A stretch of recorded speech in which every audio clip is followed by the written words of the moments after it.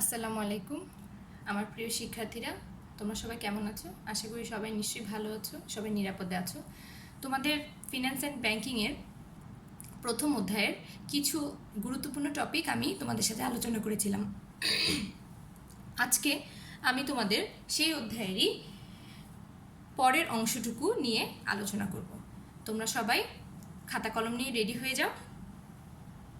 আজকে আমরা যে বিষয়টি নিয়ে আলোচনা করব সেটি হচ্ছে কারবারি অর্থায়নের নীতি। আজকে আমাদের প্রথম আলোচনার বিষয়বস্তু হচ্ছে কারবারি অর্থায়নের নীতি। তোমরা সবাই অর্থায়ন সম্পর্কে গত ক্লাসে একটা ধারণা পেয়েছো আমার কাছ থেকে। আজকে তোমরা নতুন কিছু তোমাদেরকে কিছু বিষয়ের উপর আমি ধারণা দেব। তার প্রথম টপিকটা হচ্ছে আমার কারবারি অর্থায়নের নীতি। তোমরা সবাই জানো যে প্রত্যেকটি বিষয়ে আসলে কিছু নীতির উপর নির্ভরশীল, তেমনি আমাদের অর্থায়নও কিছু নীতি অনুসরণ করে তার কার্যক্রমগুলো পরিচালনা করে। আচ্ছা, আমাদের কারবারি অর্থায়নের প্রথম নীতিটি হচ্ছে তারল্য বনাম মুনাফা নীতি, দ্বিতীয়টি হচ্ছে উপযুক্ততার নীতি এবং তৃতীয়টি হচ্ছে কারবারের বৈচিত্র্যায়ন এবং ঝুঁকি বন্টন। তো শুরু করা যাক আমাদের প্রথম নীতি, তারল্য বনাম মুনাফা নীতি। তারল্য বনাম মুনাফা নীতি বোঝানোর আগে তোমাদেরকে প্রথমে দুটো জিনিস বুঝতে হবে। একটি হচ্ছে তারল্য কি, আর অপরটি হচ্ছে মুনাফা বলতে আমরা কি বুঝি। আচ্ছা, তারল্য হচ্ছে বিক্রয়লব্ধ নগদ সম্পদ। তারল্য বলতে আমরা বুঝি বিক্রয়লব্ধ নগদ সম্পদ, অর্থাৎ যা তুমি অতি দ্রুত, খুব দ্রুত নগদে পরিণত করতে পারবে।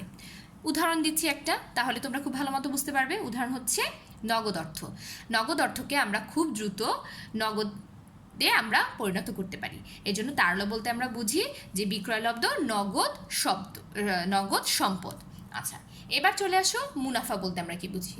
আমি জানি যে তোমরা মুনাফা কি এর সাথে খুব ভালো মতো পরিচিত, তারপরেও আমরা আবারও আরেকবার রিভিশন করে নিচ্ছি যে মুনাফা হচ্ছে আয় যখন ব্যয়ের থেকে বেশি হয়, অথবা আয় যখন ব্যয় থেকে বাদ দিয়ে আমরা যে অংশটুকু পাবো সেটাকে আমরা বলবো মুনাফা। এখন তারল্য এবং মুনাফার মধ্যে রয়েছে একটি সম্পর্ক। সেই সম্পর্কটি কি? এটি কিন্তু খুবই গুরুত্বপূর্ণ একটি প্রশ্ন, যে তারল্য এবং মুনাফার মধ্যে কী ধরনের সম্পর্ক রয়েছে। এটি কিন্তু তোমাদের পরীক্ষার প্রশ্নে খুব বারবার আসে। আচ্ছা, তারল্য এবং মুনাফার মধ্যে রয়েছে একটি বিপরীতমুখী সম্পর্ক, অর্থাৎ তারল্য যদি বৃদ্ধি পায় মুনাফা সেক্ষেত্রে কমে যায়, আবার তারল্য যখন কমে যায় মুনাফা সেক্ষেত্রে বেড়ে যায়। তোমরা এই অ্যারো চিহ্নটি যদি একটু খেয়াল করে দেখো তাহলে তোমাদের এই টপিকটা খুব ভালো মতো মনে থাকবে। দেখো, এখানে তারল্য বৃদ্ধি পাচ্ছে, মুনাফা কমে যাচ্ছে, আবার অপর দিকে তারল্য কমে যাচ্ছে, মুনাফা বৃদ্ধি পাচ্ছে। তাহলে তারল্য যখন বৃদ্ধি পাচ্ছে, মুনাফা যখন কমে যাচ্ছে, তখন কারবারের প্রাপ্য আয় অথবা মুনাফা কম হবে। অপরদিকে তারল্য যখন কমে যাচ্ছে এবং মুনাফা যখন বেড়ে যাচ্ছে, তখন তারল্য ঘাটতি দেখা দেবে। তাহলে আমাদেরকে কি করতে হবে বলো তো তোমরা? হ্যাঁ, তোমরা নিশ্চয়ই বুঝতে পেরেছো যে আমাদেরকে তারল্য এবং মুনাফার মধ্যে একটি ভারসাম্য অবস্থা সৃষ্টি করতে হবে। এবার তোমাদেরকে একটি আমি ছোট্ট উদাহরণ দিয়ে বলি। আমি গত ক্লাসে তোমাদেরকে ইরাম একজন ব্যবসায়ী, সেই সম্পর্কে তোমাদেরকে বলেছিলাম যে সে 10 লক্ষ টাকা মূলধন নিয়ে ব্যবসা শুরু করেছে। এখন 10 লক্ষ টাকা মূলধন নিয়ে সে যদি ব্যবসা করে এবং ব্যবসা করার পর তার যদি মুনাফা হয়, তখন সে মুনাফা যে অংশটা, সেই অংশটা সে পরবর্তীতে তার ব্যবসায় আবারও কাজে লাগাবে। তো আমরা ধরে নিলাম যে ইরামের সেই ব্যবসা থেকে 5,000 টাকা 5,000 টাকা মুনাফা হয়েছে। এখন ইরাম এই 5,000 টাকা যদি সম্পূর্ণটাই বিনিয়োগ করে ফেলে, তাহলে তার তারল্য কমে যাবে। অর্থাৎ তার যদি ভবিষ্যতে কোনো কিছু প্রয়োজন হয়, কোনো নগদ অর্থের প্রয়োজন হয়, তখন সে সেই নগদ অর্থের প্রয়োজন মেটাতে পারবে না। আবার ইরাম যদি এই 5,000 টাকার পুরোটাই তারল্য হিসেবে রেখে দেয়, তাহলে তার মুনাফা কি হবে বলো তো? কমে যাবে। তাহলে ইরামকে কি করতে হবে? তার এই লাভের অংশটুকু এমনভাবে সংরক্ষণ করতে হবে এবং এমনভাবে বিনিয়োগ করতে হবে, অর্থাৎ এমন একটি ভারসাম্য অবস্থা সৃষ্টি করতে হবে যাতে তার তারল্য ঘাটতি না হয় এবং বিনিয়োগ কম না হয় এবং মুনাফার পরিমাণও কম না হয়। আশা করি তোমরা বুঝতে পেরেছো।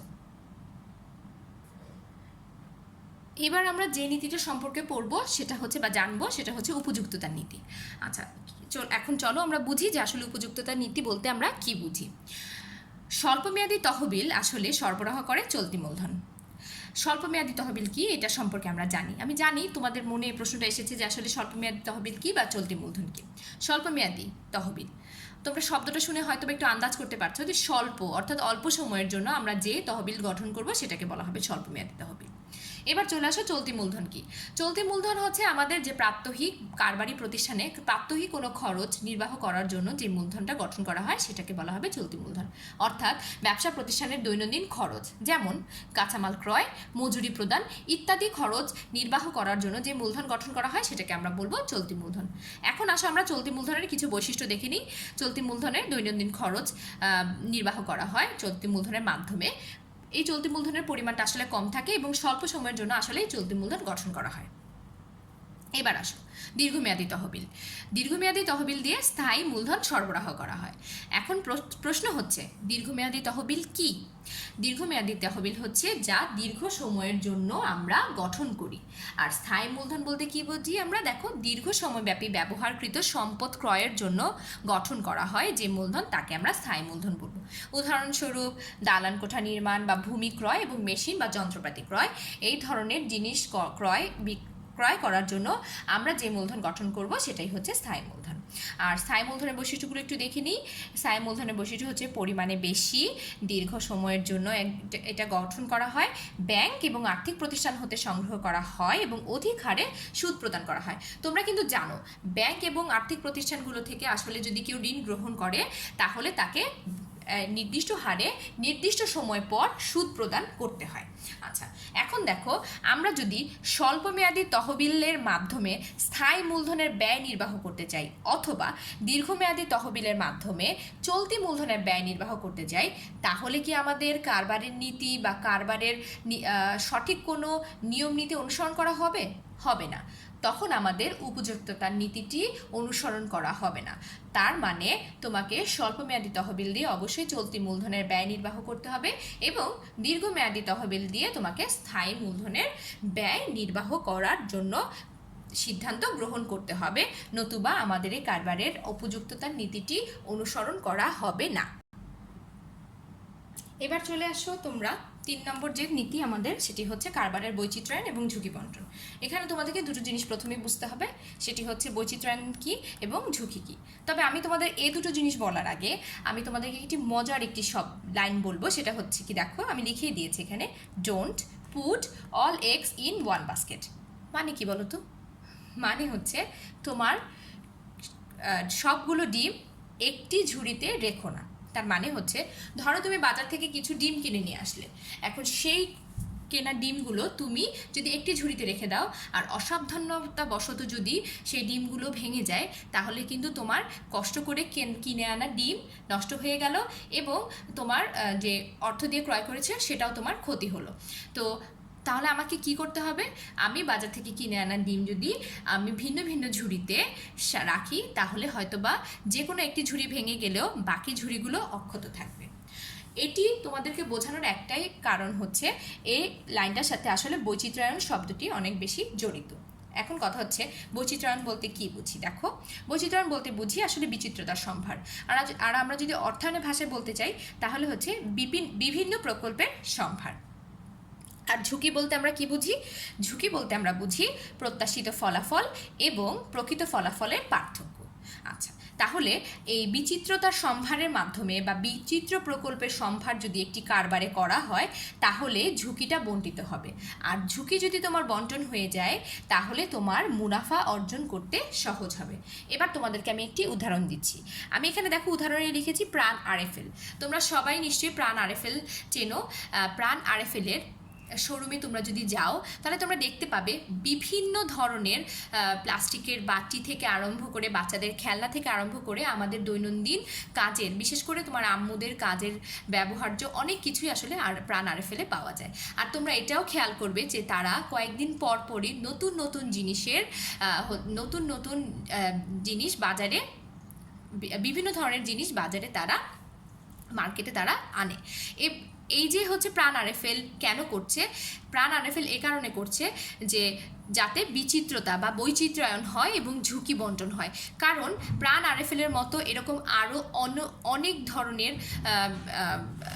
অনেক ধরনের হচ্ছে তোমার প্লাস্টিকের যারা বিভিন্ন পণ্য সরবরাহ উৎপাদন করে তারা আছে, যেমন বেঙ্গল তাজ প্লাস্টিক, এরা বিভিন্ন ধরনের প্লাস্টিকের পণ্য কিন্তু আসলে উৎপাদন করছে। প্রতিযোগিতার এই বাজারে টিকে থাকার জন্য, ঝুঁকি বন্টন করার জন্য আসলে প্রাণ আরএফএল কিছুদিন পর পর নতুন নতুন ধরনের পণ্যের সাথে আমাদের মতো ক্রেতাদেরকে পরিচয় করিয়ে দিচ্ছে। এতে তার কি হচ্ছে, এতে তাদের কারবারের যেমন বৈচিত্র্যায়ন হচ্ছে, ঝুঁকি বন্টন হচ্ছে এবং এতে মুনাফা অর্জিত হচ্ছে। এবার আমরা আমাদের পরের টপিকে চলে যাব, সেটা হচ্ছে আর্থিক ব্যবস্থাপকের কার্যাবলী। আর্থিক ব্যবস্থাপকের কার্যাবলী প্রথমে আমরা জেনে নিই আসলে আর্থিক ব্যবস্থাপক কে বা কারা। আর্থিক ব্যবস্থাপক হচ্ছেন যিনি একটি প্রতিষ্ঠানের আর্থিক যত ধরনের সিদ্ধান্ত গ্রহণ এছাড়া যত ধরনের নীতি নির্ধারণ করার দরকার সেই নীতি নির্ধারণ এবং সিদ্ধান্ত গ্রহণে সাহায্য করেন একটি প্রতিষ্ঠানের, তাকে আর্থিক ব্যবস্থাপক বলা হয়। আর্থিক ব্যবস্থাপকের কার্যাবলী হচ্ছে দুটো, একটি হচ্ছে দেখো তোমরা আয় সিদ্ধান্ত, আর দ্বিতীয়টি হচ্ছে তোমাদের ব্যয় সিদ্ধান্ত। আয় সিদ্ধান্তকে আমরা আরও একটি নামে জানি, সেটা হচ্ছে অর্থায়ন সিদ্ধান্ত, এবং ব্যয় সিদ্ধান্তকে আমরা আরও একটি নামে বলতে পারি, সেটা হচ্ছে বিনিয়োগ সিদ্ধান্ত। আমরা আমাদের আর্থিক ব্যবস্থাপকের প্রথম সিদ্ধান্ত সম্পর্কে একটু আলোচনা করব। আয় সিদ্ধান্ত। আয় সিদ্ধান্ত বলতে দেখো আমরা এখানে বুঝি আয় সিদ্ধান্ত আসলে হচ্ছে তহবিল সংগ্রহের প্রক্রিয়া। কারণ তোমরা এখানে অর্থায়ন সিদ্ধান্ত যেহেতু দেখতেই পেয়েছো, তো অর্থায়ন আসলে কী নিয়ে কাজ করে, তহবিল সংগ্রহ, ব্যবস্থাপনা, সংরক্ষণ এইসব নিয়েই তো কাজ করে। সো তহবিল সংগ্রহের প্রক্রিয়াকে আসলে এটা হচ্ছে আয় সিদ্ধান্ত। অর্থায়নের উৎস নির্বাচন করা হয় এবং সুযোগ সুবিধা বিশ্লেষণ করা হয়। অর্থাৎ আমরা অর্থায়নের উৎস, আমরা কি অর্থায়নের অভ্যন্তরীণ উৎস থেকে অর্থায়ন সংগ্রহ করব নাকি বহিস্থ উৎস থেকে সংগ্রহ করব, এবং এগুলোর সুযোগ সুবিধা বা সুবিধা অসুবিধা কি সেগুলো নিয়ে আলোচনা করা হয় আয় সিদ্ধান্তে। চলতি ব্যয় যেটা স্বল্পমেয়াদী উৎসের মাধ্যমে সংগ্রহ করা হয়, এবং স্থায়ী ব্যয় যেটা দীর্ঘমেয়াদী উৎসের মাধ্যমে সংগ্রহ করা হয়, যেটা সম্পর্কে আমি তোমাদেরকে কিছুক্ষণ আগেই বলেছি। সাধারণত ব্যবসায়ীরা নিজস্ব তহবিল অথবা ঋণের মাধ্যমে আসলে তহবিল সংগ্রহ করে, নিজস্ব তহবিল থেকে সংগ্রহ করতে পারে, আবার ঋণের মাধ্যমে তহবিল সংগ্রহ করতে পারে। এছাড়াও শেয়ার ইস্যু করার মাধ্যমে তহবিল সংগ্রহ করা হয়। এখানে হয়তোবা তোমাদের মনে প্রশ্ন আসতে পারে আসলে শেয়ার বলতে আমরা কি বুঝি। আচ্ছা, শেয়ার শব্দটি সম্পর্কে যদি তোমরা জানতে চাও, শেয়ার এর ইংরেজি শব্দটি কি বলো তো? শেয়ার, এই শব্দটির অর্থ কি তোমরা আমাকে বলতে পারবে? এই শব্দটির অর্থ হচ্ছে ভাগ করা।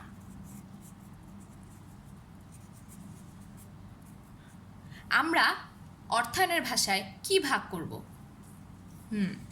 আমরা অর্থায়নের ভাষায় ভাগ করব মালিকানা। কিভাবে ভাগ করব? ক্ষুদ্র ক্ষুদ্র অংশে। আচ্ছা, এবার আমি শেয়ারের সংজ্ঞাটা তোমাদেরকে দিই। মালিকানা ক্ষুদ্র ক্ষুদ্র অংশে ভাগ করাকে আমরা বলবো হচ্ছে শেয়ার। আবারও বলছি, মালিকানা ক্ষুদ্র ক্ষুদ্র অংশে ভাগ করাকে আমরা বলবো হচ্ছে শেয়ার।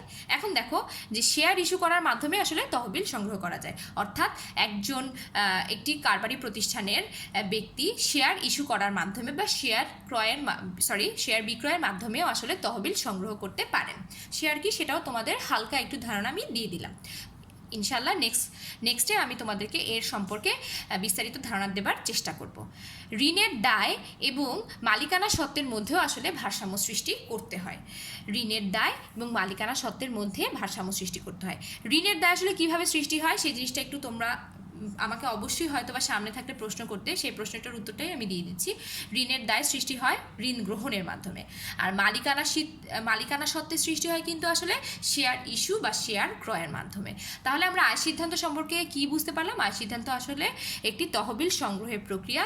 এখানে অর্থের উৎস নির্বাচন করা হয়, সুযোগ সুবিধা বিশ্লেষণ করা হয়, এবং একটি প্রতিষ্ঠান কতটুকু পরিমাণ ঋণ গ্রহণ করবে এবং কতটুকু পরিমাণ শেয়ার ইস্যু করার মাধ্যমে তাদের তহবিল সংগ্রহ করবে, সেই সিদ্ধান্তটা একজন আর্থিক ব্যবস্থাপক এই আয় সিদ্ধান্তে নিয়ে থাকেন। এবার চলে আসো আর্থিক ব্যবস্থাপকের দ্বিতীয় যে সিদ্ধান্ত সেটা হচ্ছে বা দ্বিতীয় যে কার্যক্রম সেটা হচ্ছে ব্যয় সিদ্ধান্ত বা বিনিয়োগ সিদ্ধান্ত, সেটা সম্পর্কে আমরা এখন জানবো বা আমি তোমাদেরকে বলবো। আচ্ছা, ব্যয় সিদ্ধান্ত বলতে আমরা আসলে বুঝি ক্রয় বিক্রয় সিদ্ধান্ত গ্রহণ, অর্থাৎ আমরা কোনো মেশিন বা কোনো যে কোনো কিছু আমাদের ব্যবসা প্রতিষ্ঠানের জন্য ক্রয় বা বিক্রয় করব কিনা সে সম্পর্কে আসলে এখানে আর্থিক ব্যবস্থাপক সিদ্ধান্ত গ্রহণ করে থাকেন। প্রত্যাশিত আগমন নির্গমনের পরিকল্পনা, অর্থাৎ আমাদের কারবারি প্রতিষ্ঠানে আগমন মানে হচ্ছে কতটুকু পরিমাণ প্রবেশ করবে এবং কতটুকু পরিমাণ আমাদের নগদ বের হয়ে যাবে সেই পরিকল্পনা গ্রহণ করা হয়। যেমন উদাহরণস্বরূপ আমি তোমাদেরকে বলতে পারি মেশিন ক্রয় সিদ্ধান্ত, মানে তুমি তোমার কারবারি প্রতিষ্ঠানের জন্য একটি মেশিন ক্রয় করতে যাচ্ছ, তখন তুমি আসলে কি কি জিনিসগুলো চিন্তা করবে বা কি কি জিনিসগুলোর উপর ভিত্তি করে সিদ্ধান্ত গ্রহণ করবে সেটা দেখো। যদি তুমি মেশিনটা ক্রয় করার পর তোমার বিক্রয় বৃদ্ধি পায়, মুনাফা বৃদ্ধি পায় এবং নগদ প্রবাহ যদি বৃদ্ধি পায়, অর্থাৎ সর্বমোট নগদ প্রবাহ যদি তোমার মেশিনের ক্রয় মূল্য থেকে বেশি হয়, তখনই আসলে মেশিনটি ক্রয় করা তোমার প্রতিষ্ঠানের জন্য লাভজনক হবে। আর এই সিদ্ধান্তটা তোমাকে নিতে সাহায্য করবে একজন আর্থিক ব্যবস্থাপক।